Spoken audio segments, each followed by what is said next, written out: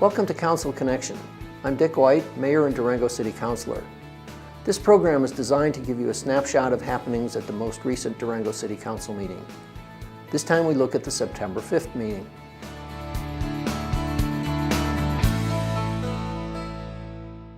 We began this meeting with two proclamations. The first declared the month of September National Recovery Month, in particular pertaining to preventing and overcoming mental health and substance abuse disorders. The big things we have to work on is stigma of addiction. It's hard for these folks to reach out for help, and when they do, they keep getting knocked down. They are struggling. Just about every family member in this country knows somebody or has somebody near them that has an addiction issue they're struggling with, whether behavioral addiction, gambling, internet, medications, such. So this is to celebrate folks that are in recovery, and this is both for mental health and substance abuse. The second proclamation declared September National Suicide Prevention Month to draw attention to suicide prevention efforts of San Juan Basin Public Health. I think it comes as no surprise to this community that we want to focus on preventing suicides. As we just heard in the proclamation, suicides are increasing all across Colorado and the nation. This problem is consistently among the top 2 leading causes of death among young people between 10 and 34.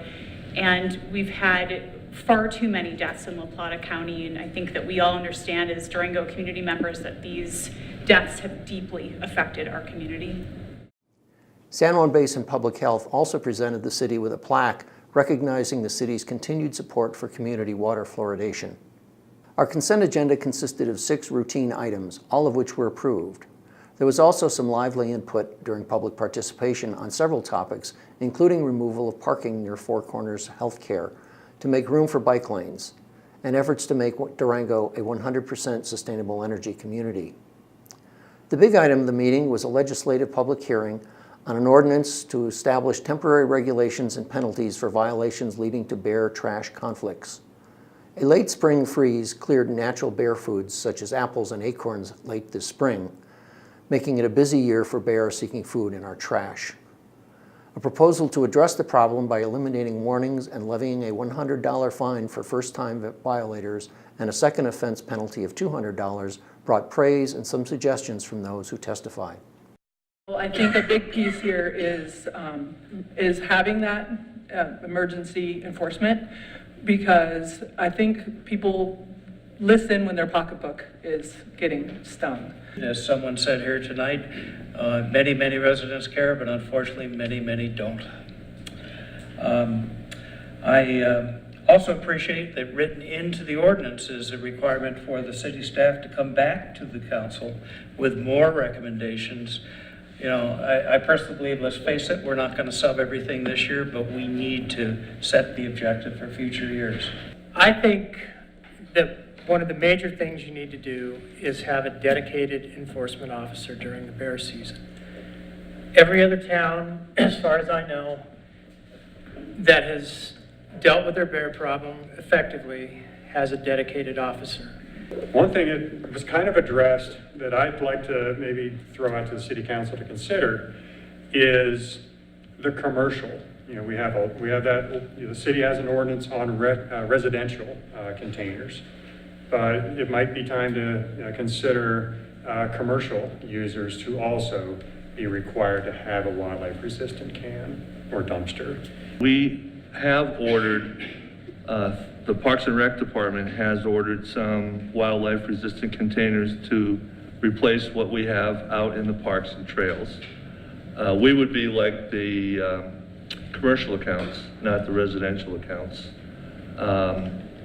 We're trying our best with the equipment that we have to monitor that. We're doing the best we can to find a way to provide wildlife resistant containers throughout the city's parks system, parks and trails. Councilors unanimously approved the emergency ordinance. The changes will be in effect until November 4th.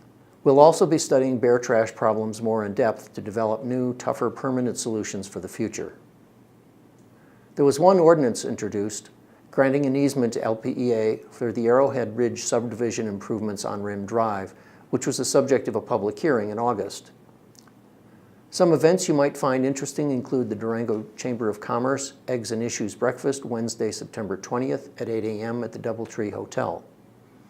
The topic will be, which comes first, the developer or the infrastructure?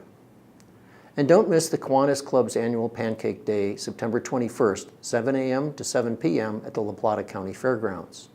We won't have a regular study session on Tuesday, September 12th. Instead, city councilors will be at various locations throughout the town as part of Cities and Towns Week. This is part of a week-long series of events seeking public input on city priorities. You can check the complete schedule for the week at durangogov.org/citiesandtowns. Our next regular council meeting is September 19th at 6:30 p.m. And that's Council Connection for the September 5th Durango City Council meeting. I'm City Councilor and Mayor Dick White. Thanks for joining us, and remember, you can always contact your city councilors via email at citycouncil@durangogov.org.